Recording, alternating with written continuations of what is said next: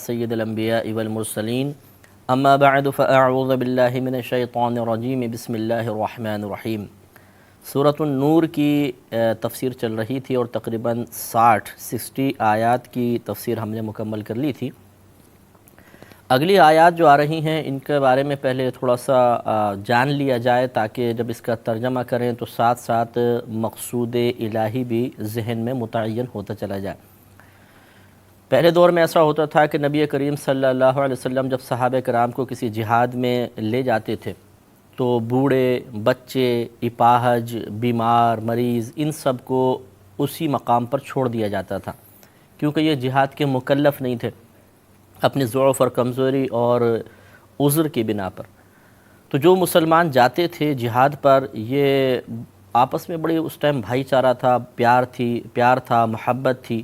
تو جانے والے اپنے گھروں کی چابیاں ان کو دے جاتے تھے۔ جیسے کوئی نابینا پیچھے رہ گیا، لنگڑا رہ گیا، اپاہج یعنی کوئی مریض رہ گیا، تو ان کو دے جاتے تھے کہ آپ ہمارے گھر کا سامان استعمال کر لیں، ہم واپس آئیں گے تو ٹھیک ہے، پھر ہم واپس لے لیں گے۔ اور ان جانے والوں کا مطمع نظر یہ ہوتا تھا کہ اتنا عرصہ گھر بند رکھنے سے بہتر یہ ہے کہ ان چیزوں کو کوئی استعمال کرتا رہے تاکہ ہمارے لیے ثواب جاریہ کا دروازہ کھل جائے۔ یہ صحابہ کرام کی زندگی کا ایک نفیس پہلو ہے جس کو ہمیں اپنے اوپر عملی طور پہ نافذ کرنا چاہیے کہ وہ اپنی زندگی کا ایک ایک لمحہ اور اپنی ذات سے تعلق رکھنے والی تمام چیزیں انہیں چاہتے تھے کہ یہ اللہ تبارک و تعالیٰ کی رضا کی خاطر استعمال ہوں اور ہم وقت ان سے ہمیں ثواب اور آخرت کے درجات حاصل ہوتے رہیں۔ یہ ایک بڑی نفیس سوچ ہے۔ حالانکہ وہ جہاد پر جا رہے تھے اور اس وقت کا جہاد جو تھا وہ ان کے لیے یقیناً جنت کی ضمانت بن جاتا تھا۔ نبی کریم صلی اللہ علیہ وسلم مراتب بیان فرماتے تھے، شہادت کے اوپر جنت کی بشارتیں آپ نے عطا فرمائی تھی۔ تو جب آدمی اتنے بڑے نیک کام میں لگا ہو تو بعض اوقات پھر پچھلے دیگر بہت سے نیک کاموں سے غافل ہو جاتا ہے، لیکن صحابہ کرام کا یہ ذہن نہیں تھا۔ وہ یہ چاہتے تھے کہ ایک طرف تو ہم عملی طور پہ اپنے مال اور جان کی قربانی دیتے ہوئے مراتب حاصل کریں، دوسری طرف ہمارے پیچھے جو ہمارا مال رہ جائے وہ بھی ہمارے لیے ذریعہ حصول ثواب بن جائے، لہذا وہ چابیاں دے کر جاتے تھے۔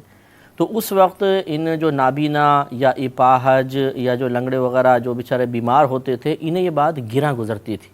کیونکہ وہ بھی خوددار تھے، وہ ان کی عزت نفس تھی، حالانکہ کوئی حقارت کے ساتھ نہیں دیا جاتا تھا، لیکن وہ بعض اوقات اس کو پسند نہیں کرتے تھے کہ ہم بیماری کی وجہ سے، اپاہج ہونے کی وجہ سے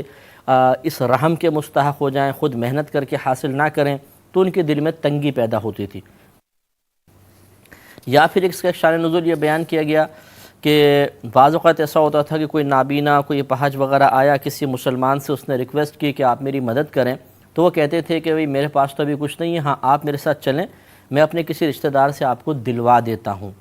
تو ان پر یہ گراں گزرتا تھا کہ ہم اب ان کے ساتھ دوسرے کے پاس جائیں اور پھر ایک دفعہ پھر وہاں پہ درخواست پیش کی جائے گی، اور یہی عزت نفس جو تھی ان کے لیے صدمے کا یا رنج کا باعث بنتی تھی۔ تو اللہ تعالیٰ نے ان آیات میں نہ صرف ان لوگوں کو تسلی عنایت فرمائی کہ اس طرح تمہارا ان چیزوں کو حاصل کر لینا اور ان سے اکتساب کرنا، ان سے کو فائدہ حاصل کرنا، اس میں کوئی حرج نہیں ہے، اللہ تبارک و تعالیٰ کی طرف سے گویا کہ یہ تمہارے لیے ایک انعام کی صورت ہے۔ اور اس کے علاوہ اللہ تعالیٰ نے پھر بہت سارے رشتہ داروں کا تذکرہ فرمایا کہ جن کے گھروں سے ہم نفع حاصل کر سکتے ہیں،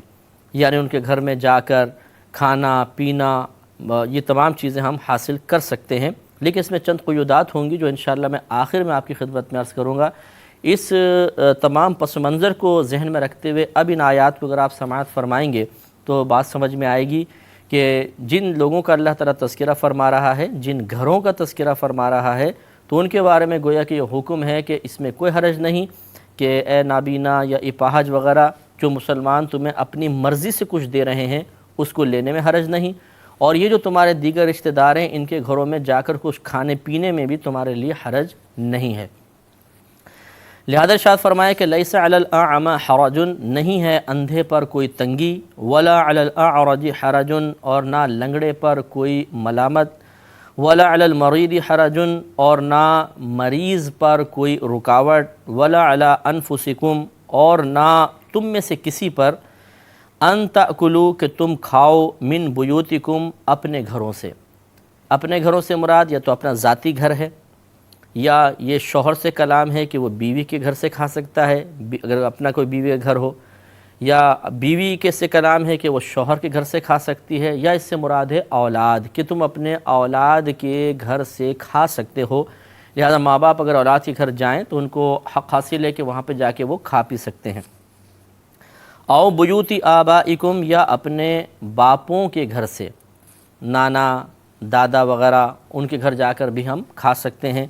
او بیوتی امہاتکم یا اپنی ماؤں کے گھروں سے، اس میں سگی ماں، ستیلی ماں، نانی، دادی سب اس میں شامل ہیں. او بیوتی اخوانکم یا اپنے بھائیوں کے گھروں سے. او بیوتی اخواتکم یا اپنی بہنوں کے گھروں سے. او بیوتی اعمامکم یا اپنے چچاؤں کے گھروں سے. اب ماقبل دیکھیں اپنے بھائیوں کے گھروں سے، اپنی بہنوں کے گھروں سے. بعض اوقات ایک عجیب سا محسوس ہوتا ہے کہ مثلا بہن کی شادی کر دی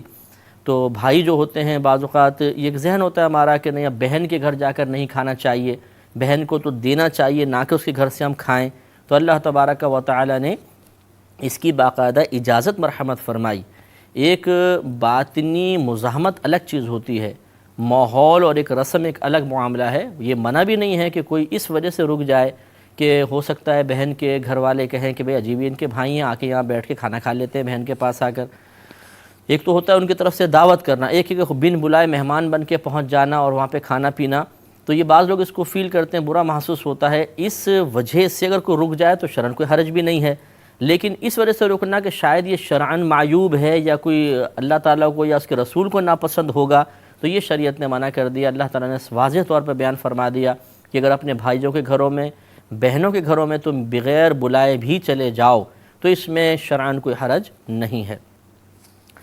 او بیوتی اعمامکم یا اپنے چچاؤں کے گھروں میں. او بیوتی اماتکم یا اپنی پھپھیوں کے گھروں میں. او بیوتی اخوالکم یا اپنے ماموں کے گھروں میں. او بیوتی خالاتکم یا اپنی خالاؤں کے گھروں میں. او ما ملکتم مفاتیحہ یا ایسے گھروں میں کہ جن کی کنجیاں، جن کے چابیاں تمہارے قبضے میں ہیں. اس سے مراد وہ ہے کہ جیسے بہت سے لوگ ہوتے ہیں کہ باہر سیٹلڈ ہوتے ہیں اور یہاں پہ ان کی پراپرٹی ہوتی ہے ہندوستان میں، جیسے ہمارے یہاں پاکستان میں، اور وہ یہاں پر کسی کو نوکر وغیرہ کو یا چوکیدار کو اختیار دے دیتے ہیں، چابی وغیرہ دے دیتے ہیں کہ بھئی گھر کی حفاظت تم کرنا، اور باقاعدہ تنخواہ دیتے ہیں. تو یہ ان سے گویا کہ خطاب ہے. یا کسی ایسے شخص سے جو گھر کی دیکھ بھال کا انتظام اس کی سپرد کر دیا گیا ہو کہ گھر کی تمام مینٹیننس وغیرہ کا کام اور دیگر چیزیں صفائی وغیرہ کروانا تمہارے ذمے ہے. تو ان سے یہ خطاب ہے کہ وہ بھی اگر بلا اجازت بھی جا کر کوئی بے پردگی وغیرہ کا اندیشہ نہ ہو جائیں تو اس میں شرعاً کوئی حرج نہیں ہے. او صدیقکم یا تمہارے دوستوں کے گھروں میں. تو اب یہاں پر تھوڑا سا ہمیں دیکھنا ہوگا. پہلی بات تو یہ کہ پہلا خطاب جو اندھوں سے، لنگڑے سے یا مریضوں سے تھا، یہ تو ایک خاص کنڈیشن تھی کہ صحابہ کرام جہاد پر جاتے تو انہیں چابیاں دے کر چلے جاتے تھے، تو ان کو اجازت تھی کہ وہ گھروں کو استعمال کر سکتے ہیں. باقی جتنے یہ رشتہ داروں کے گھر بیان فرمائے، ان میں دو صورتیں ہیں کہ وہ رشتہ دار گھر میں موجود ہیں یا نہیں ہیں. جیسے وہی بات کے بعض اوقات مثلاً وہ باہر چلے گئے اور یہاں گھر چھوڑ گئے، تو اب یہ پہلی بات یاد رکھنی چاہیے کہ اگر وہ گھر میں موجود نہیں ہیں تو اب ان کے گھروں میں داخلہ بلا اجازت جائز نہیں ہوگا کہ ہم ویسے ہی داخل ہو کے قبضہ کر لیں، کیونکہ اب دور بہت مختلف ہے. ایک عربوں کا رواج تھا، ایک ہمارا یہاں کا رواج ہے. پھر ابھی یہاں کے رواج میں بھی بہت سے علاقوں کے اعتبار سے، برادریوں کے اعتبار سے، خاندان کے اعتبار سے فرق پڑتا ہے. مثلا گاؤں کا ماحول کچھ اور ہوگا، شہر کا ماحول کچھ اور ہوگا. اسی طریقے سے جیسے سندھ کا ماحول کچھ ہے، پنجاب کا کچھ ہے، ہمارے یہاں بلوچستان کا اور سرحد کا ماحول. لوگوں کے اعتبار سے ان کے مزاج، ان کی کیفیات، ان کے رسوم و رواج کے اعتبار سے مزاج بدلتا ہے.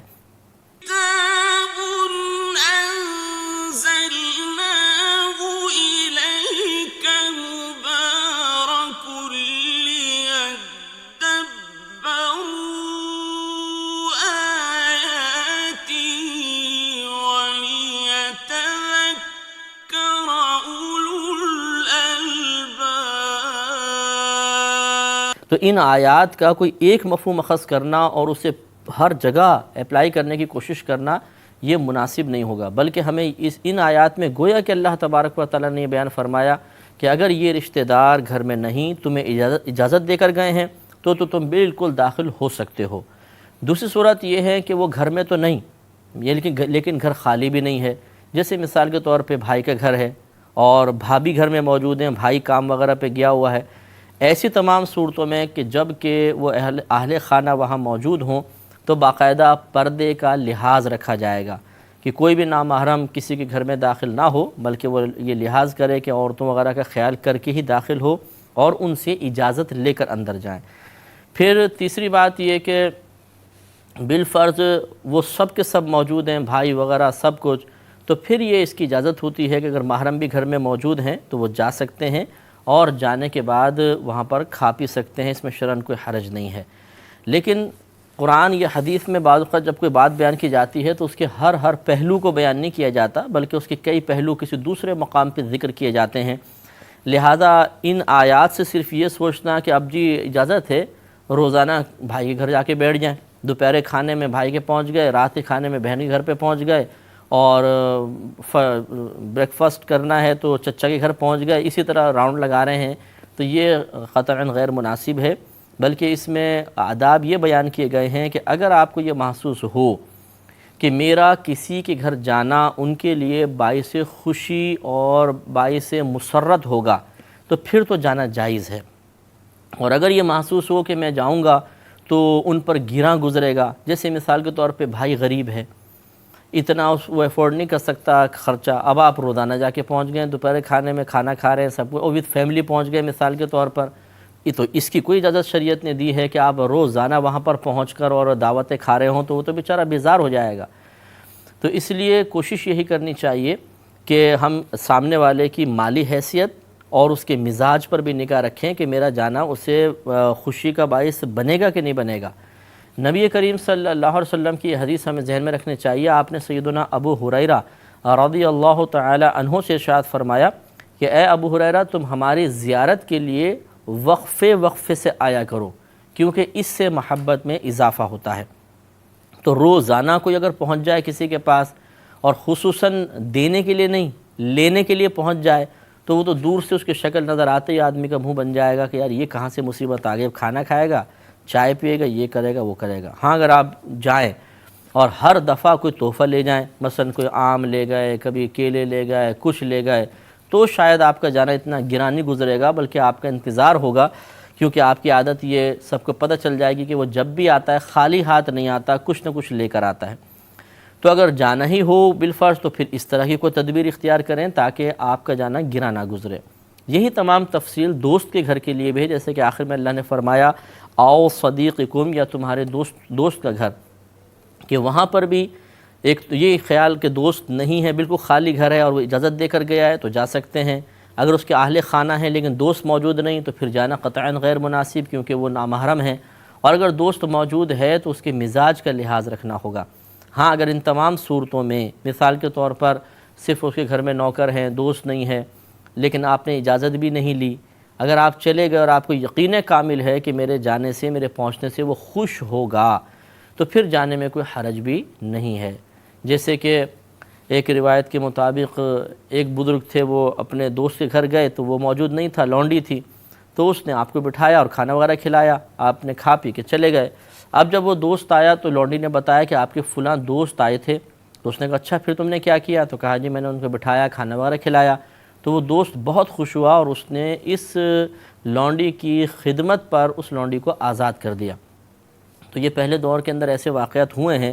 کہ کوئی ہماری غیر موجودگی میں آئے تو ہمیں بہت خوشی ہوتی ہے کہ فلاں نے ہمیں سعادت بخشی، خصوصاً جب کوئی عالم دین، کوئی مفتی، کوئی فقیہ، کوئی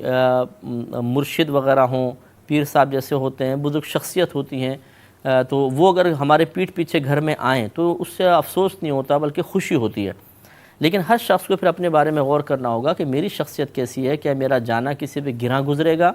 یا باعث مسرت ہوگا؟ ان تمام چیزوں کو ملحوظ رکھ کر پھر اس آیت کے مفہوم کو سمجھنا ہوگا اور اس پر عمل کرنے کی سعادت حاصل کرنی ہوگی، تو انشاءاللہ نہ دنیا میں کوئی نقصان ہوگا نہ آخرت میں کوئی خسارہ ہوگا۔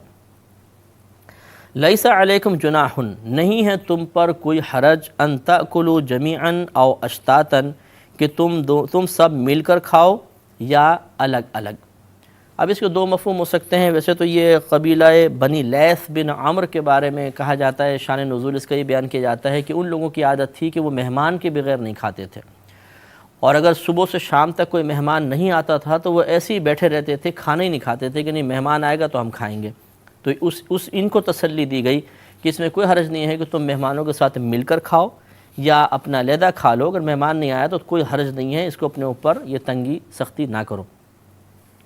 اور یا پھر اس سے مراد ایک گھر والے ہیں کہ بعض گھر والوں کی عادت ہوتی ہے، عموماً گھروں میں ایسا ہوتا ہے سب مل کر کھاتے ہیں بیٹھ کے دسترخوان پر، اور اس میں برکت بھی زیادہ ہے۔ نبی کریم صلی اللہ علیہ وسلم نے ارشاد فرمایا کہ سب مل کر کھاؤ، کہ اس کی وجہ سے اللہ تعالیٰ کی رحمت کا نزول ہوتا ہے۔ لیکن بعض اوقات ایسا ہوتا ہے کہ ڈیوٹی ٹائم مختلف ہوتے ہیں، گھر والد صاحب جو ہیں وہ مثلا 8 بجے آ گئے، اب 9 بجے تک انہوں نے کھانا کھانا ہے، بس ہو جانا ہے، بھائی کی ڈیوٹی ختم ہوتی ہے 10-11 بجے، ایک اور بھائی آتا ہے وہ بالکل لیٹ نائٹ 3-4 بجے پہنچتا ہے۔ اب یہ پرابلم ہے، تو اس میں اجازت دے دی گئی کہ چاہے تم جمع ہو کر کھاؤ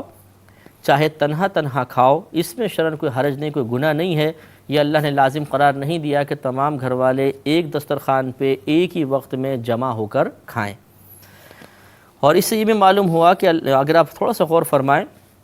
کہ اللہ تبارک و تعالی بندوں کو تنگی میں مبتلا کرنا نہیں چاہتا بلکہ آسانی فراہم کرنا چاہتا ہے۔ تو مختلف طریقوں سے دیکھیے، آپ جتنے بھی آپ شرعی احکام دیکھیں گے، خصوصاً اس امت پر جو اللہ نے احکام نافذ کیے یا ان کے لیے جو کچھ اللہ تبارک و تعالی نے لازم کیا ہے، یا مطلب ویسے اس کا استحباب رکھا، مستحب رکھے بعض کام کہ ان میں آسانیوں کو ملحوظ رکھا گیا ہے۔ تو لہٰذا گھر والے اگر مل کر کھائیں تب بھی اچھا، نہ مل کر کھائیں، علیحدہ کھانا چاہیں تو اس میں کوئی شدت و سختی کی ضرورت نہیں ہے، اور ایسا نہیں ہے کہ علیحدہ کھائیں گے تو ضرور بے برکتی ہوگی، کیونکہ اللہ نے اجازت دی ہے علیحدہ بھی کھا سکتے ہیں۔ اس میں ہم مزید کلام کریں گے انشاءاللہ اگلے پروگرام میں۔ وآخر دعوانا ان الحمد للہ رب العالمین۔